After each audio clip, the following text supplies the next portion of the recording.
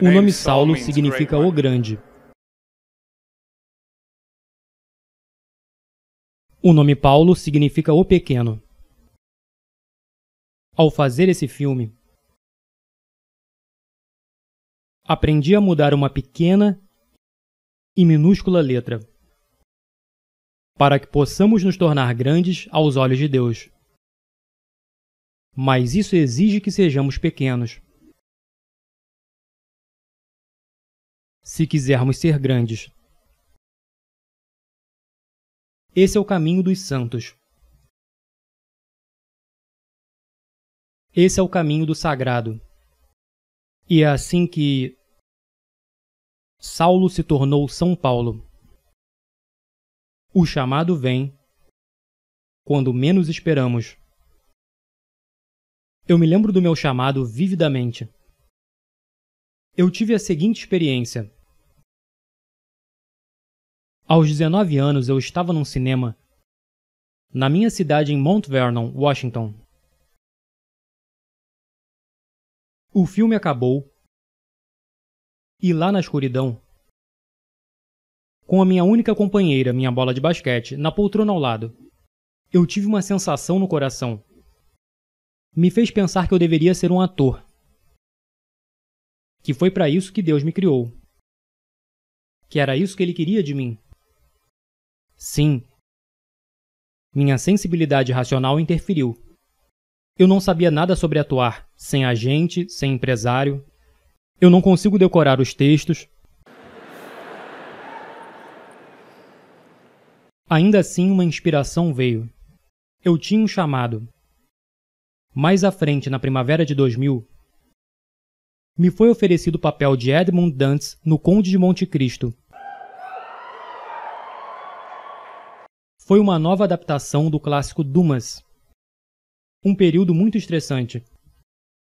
Pela primeira vez na vida eu senti o que é ser um ator principal. E eu me deparei com aquilo que eu almejava alcançar por tanto tempo, mas não tinha paz. Tudo nesse filme foi uma batalha. Meu personagem, Edmund Dantes, está preso injustamente. Tanto no livro quanto no filme, ele escreve com uma pedra na parede: Deus me fará justiça. Com tudo contra ele, aquele homem solitário se compromete a se libertar e vencer o mal, incluindo o mal que vive nele.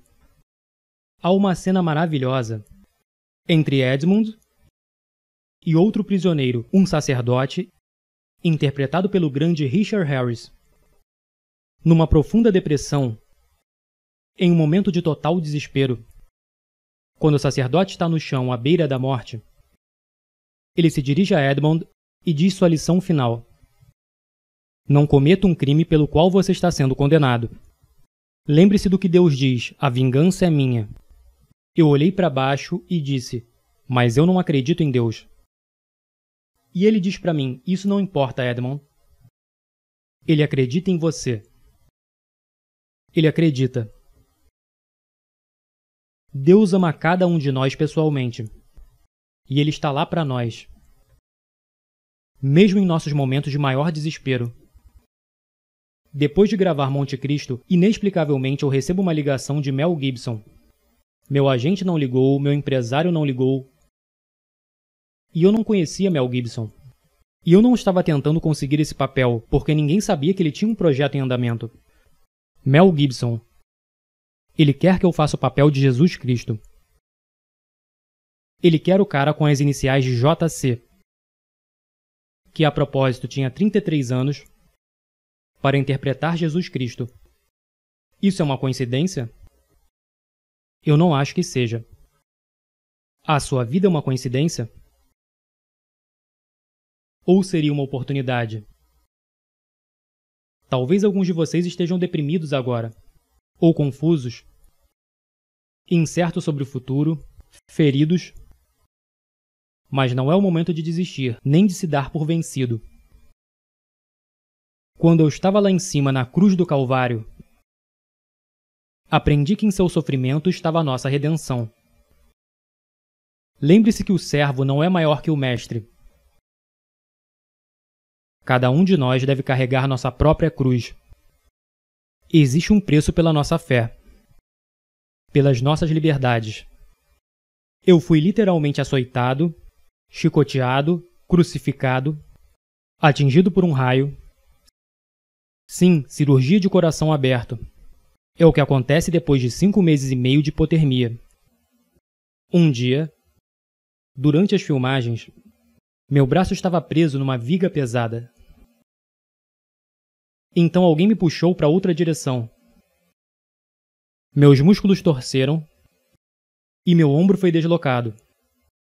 Eu caí no chão, fui de cabeça na areia.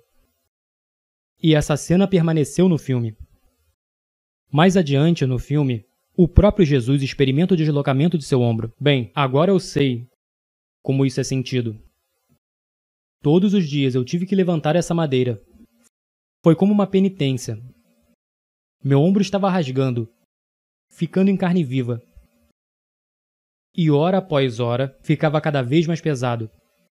Mas se isso tivesse sido filmado no estúdio, você nunca teria visto essa performance.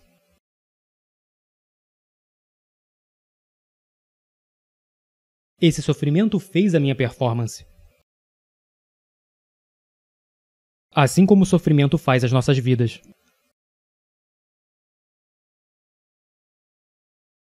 Alguns de nós nesse momento, e vocês os conhecem, se agarram a um falso cristianismo. De palavras bonitas, eu chamo isso de Jesus feliz e a glória. Pessoal, houve muita dor e sofrimento antes da ressurreição. E a sua caminhada não será diferente. Então abrace sua cruz e siga em direção ao seu objetivo. Eu quero que você entre nesse mundo pagão. Eu quero que você entre nesse mundo pagão e confesse descaradamente sua fé em público. O mundo precisa de guerreiros orgulhosos, animados por sua fé. Guerreiros como São Paulo e São Lucas, que arriscam seus nomes e suas reputações para levar sua fé, seu amor por Jesus ao mundo. Deus está chamando cada um de nós, a cada um de vocês, para fazerem grandes obras, mas quantas vezes nós não respondemos e ignoramos sua voz como se fosse um devaneio mental? É hora da nossa geração aceitar o chamado, ao chamado de Deus, que exorta todos nós a nos entregarmos inteiramente a Ele, para que sua mão gentil guie você em seu caminho. Mas primeiro você tem que assumir o compromisso, orar, jejuar e meditar nas Sagradas Escrituras, e se comprometer a levar os Santíssimos Sacramentos a sério.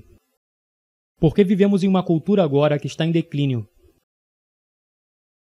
As pessoas estão em perigo de sucumbir nos próprios excessos. O mundo inteiro está imerso no pecado.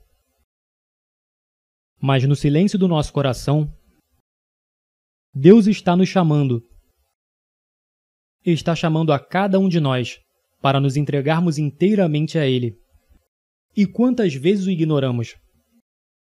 Ignoramos o seu doce chamado, o grande santo de Auschwitz, São Maximiliano Kolbe. Disse que a indiferença é o maior pecado do século XX. De fato, meus irmãos e irmãs, também é o maior pecado do século XXI.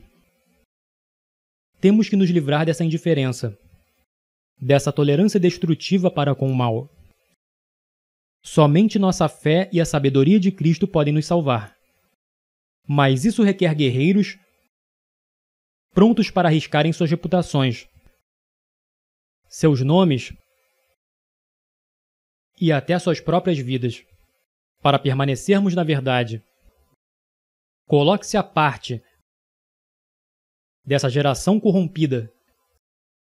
Seja santo. Você não foi feito para se encaixar. Você nasceu para se destacar. Agora, em nosso país, estamos felizes em seguir com a correnteza. Nós temos um culto à liberdade agora, em que todas as opções são iguais, não importa quais sejam as consequências. Você realmente acha que isso é liberdade? O Papa João Paulo disse: a democracia não pode ser mantida sem quaisquer obrigações específicas, sem as verdades morais sobre a pessoa humana e a sociedade. A questão fundamental colocada por uma sociedade democrática é a seguinte: como podemos viver juntos? Buscando uma resposta para essa pergunta, a sociedade pode esconder verdades morais e razões morais? Toda geração americana precisa saber que a liberdade existe não para você fazer o que quiser, mas para que você tenha o direito de fazer o que deve. Essa é a liberdade que eu quero para você. Liberte-se do pecado. Liberte-se de suas fraquezas. Liberte-se da escravidão imposta a nós pelo pecado. Essa é a liberdade pela qual vale a pena morrer. Isso me lembra o que Mel Gibson disse em seu primeiro filme vencedor do Oscar, Coração Valente. O que ele disse ao seu pequeno e desorganizado exército. E eu digo a vocês essa noite: eu vejo um exército inteiro de meus compatriotas aqui desafiando a tirania. Vocês vieram lutar como homens livres. E vocês são homens livres. O que vocês farão sem a liberdade? Vocês lutarão? Um homem diz: não, correremos e viveremos. Sim. Lutem e vocês poderão morrer. Fujam e vocês viverão. Pelo menos por enquanto. E quando estiverem morrendo em suas camas muitos anos depois, vocês almejarão negociar todos os dias, de hoje até aquele dia, pela chance, apenas uma chance, de voltar aqui e dizer a nossos inimigos que podem tirar nossas vidas, mas jamais tirarão a nossa liberdade. Todo homem morre. Nem todo homem realmente vive. Você, todos nós devemos lutar por essa liberdade autêntica e viver, meus amigos. Por Deus devemos viver, e com o Espírito Santo como seu escudo, e Cristo como sua espada. Junte-se a São Miguel e todos os seus anjos. Envie Lúcifer e seus capangas ao inferno de onde eles pertencem.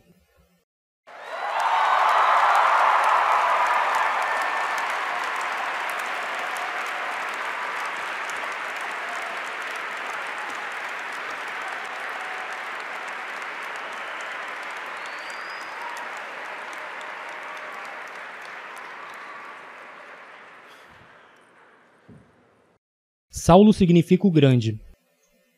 O que Paulo significa? O pequeno.